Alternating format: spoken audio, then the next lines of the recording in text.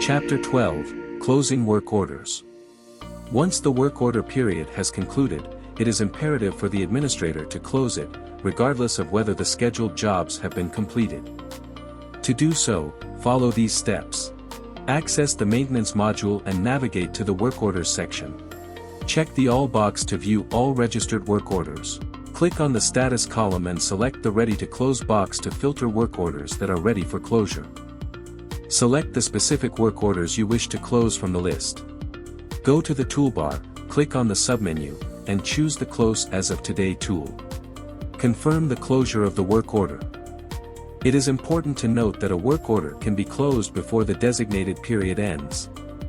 In such cases, any activities scheduled beyond the closure date will be automatically rescheduled in accordance with the maintenance plan.